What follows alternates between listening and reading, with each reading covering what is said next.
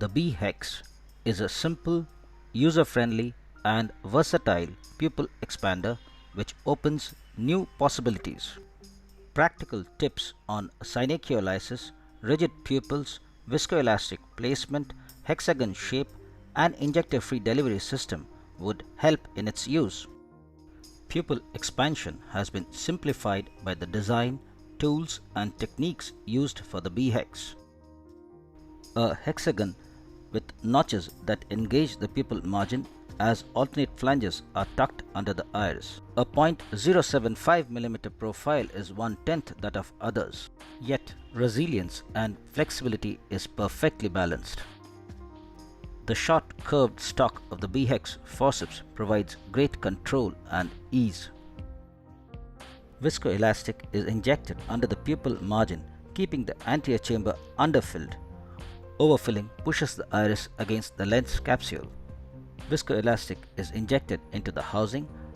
The device is first placed in the anterior chamber without any attempt to tuck it, and then alternate flanges are drawn centrally and tucked under the pupil margin.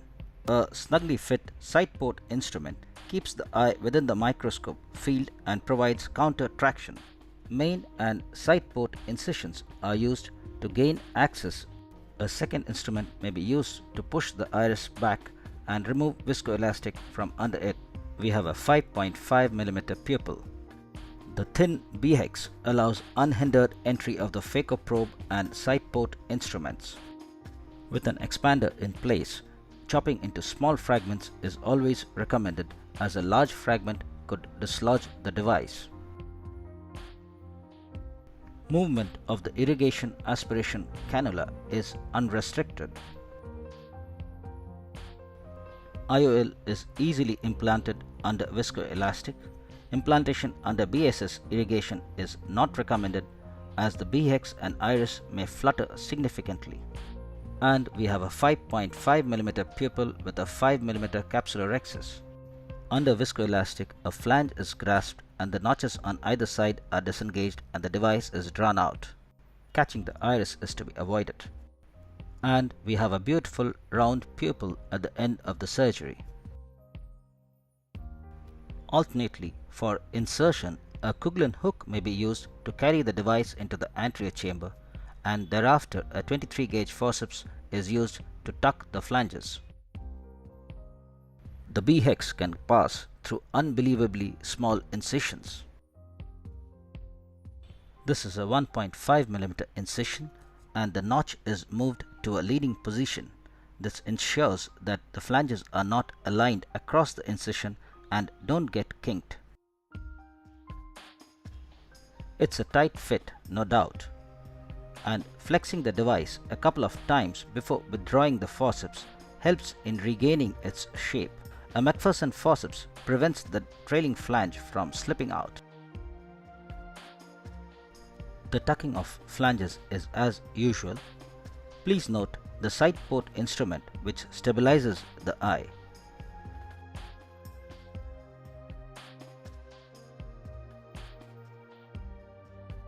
And thus we have expanded the pupil with a 1.5 mm incision and two 1 mm incisions. No other device can achieve that.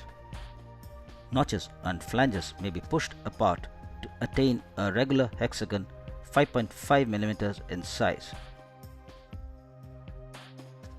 The pupil may look deceptively small but measures 5.5 mm and the capsular rhexis is 5 mm. To remove the BHEX through a side port, the notch flange junction is grasped and the notches are disengaged to simply draw the device out of this 1 mm incision. That is really amazing. Once again, we have a nice round pupil. The BHEX has been found very useful in femtosecond laser-assisted cataract surgery. The smaller incisions maintain a stable anterior chamber during docking. Let's take a look at preparation of the pupil, the efficacy of the hexagonal shape, and relevance of an injector in delivery of pupil expanders. It is necessary to release all posterior synechiae without damaging the capsule. It is also important to sweep under the iris to release any total posterior synechiae. Pupillary membranes need to be held with a forceps and removed to enable expansion of the pupil. Though there may be overlap, the senile, uveitic and pseudoexfoliation pupils are usually rigid in contrast to the iris pupil, which is typically elastic. Injection of BHEX expands this pupil, suggesting an elastic nature. This pupil margin looks healthy and again expands, suggesting elasticity. Pseudoexfoliation at pupil margin and anterior lens capsule. This does not expand on BHEX injection. This is a very small, non-dilating pupil with ectropion UVA. It does not budge with BHEX injection or methylcellulose or sodium hyaluronate injection. This pupil cannot expand.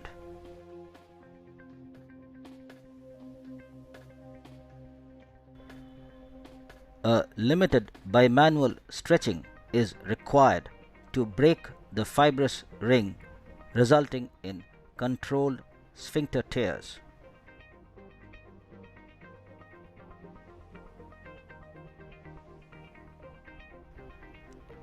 This needs to be further enlarged to 5 mm before placement of a pupil expander. So, a rigid pupil needs to be stretched to produce controlled tears. A bulky expander would produce uncontrolled tears and be unwieldy. Viscoelastic needs to be strategically used. When injected anterior to the iris, it pushes the pupil margin against the lens and makes engagement of the expander difficult.